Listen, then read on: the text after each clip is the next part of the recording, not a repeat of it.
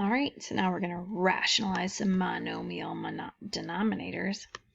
So here's basically what happens. So we're going to start off, and we've got, let's see, 5 over square root 5. This is a really nice one. Is really can only take one step. Here's what I know. I cannot have a square root on the bottom of a fraction. So how do I get rid of it? I kind of take and I make pairs.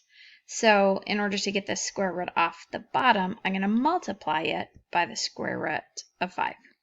And then if I do that to the bottom, I have to do it to the top. So it's kind of like when you were little, you had 1/2. And if you wanted to make common denominators, you could like times 3 times 3, and you get 3 over 6. Well, 3 over 6 and 1/2 are equivalent. It's the same process. So if I multiply by the square root of 5 over the square root of 5, it's still an equivalent fraction. So across the top, I have 5 square root of 5, and then on the bottom, a square root of 5 and a square root of 5 makes the square root of 25, but square root of 25 is just regular 5. So square root of 5 times square root of 5 is just 5. Now, from there I can simplify, but it's really important that you see what you can simplify. So this 5 and this 5, those I can simplify. So it's kind of like right now, I'm recording this video from my house where we're like self-quarantined, stay home Minnesota. So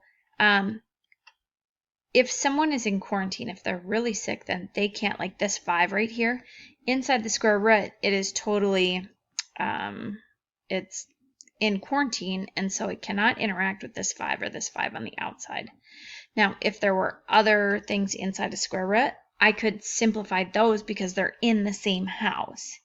Now, these guys, the 5 and the 5, they're all outside. They're like out of quarantine now, so they can simplify to 1 over 1. And you're like, well, what happened right here? They got to come out. Yeah.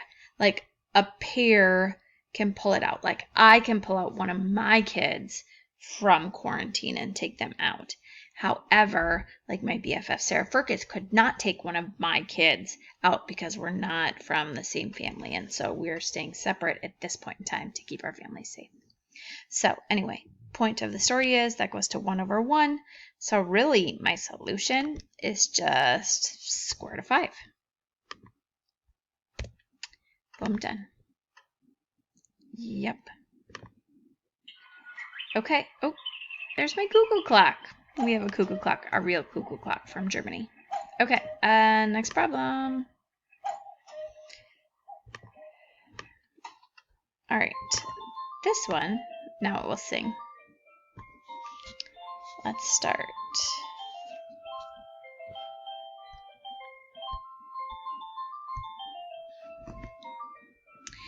All right, while my cuckoo clock is singing, there's 2 options here. The reason there are 2 options is because the square root of 8 can break down. So I can choose to break that down now, or I can choose to break it down later. You choose. For this one, because it's small, I'm going to break it down second. Now, if there were letters and stuff down here, I would break it down later. Or I would break it down first, but let's do this. Just multiply by square root of 8, multiply by the square root of 8. Okay, so on the top, I get 3 square root 8. On the bottom, same family, so I can pull that out as just a regular 8. Square root of 8 times square root of 8 equals 8. Okay, but if I type that in, I will be wrong because I can go more. See the square root of 8? Square root of 8, what does that break into?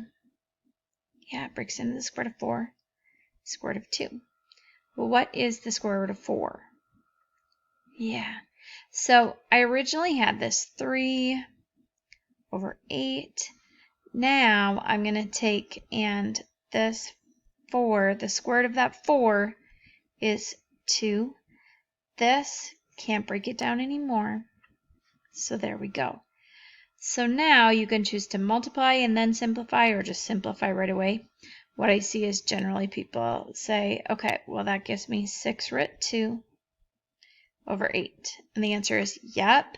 And what does 6 over 8 simplify to? Yeah, it simplifies to 3 over 4. And then the square root 2 is still there. People are like, can I take that 2 and that 4 and simplify them? And the answer is no, because the 2 is in quarantine and it does not get to come out.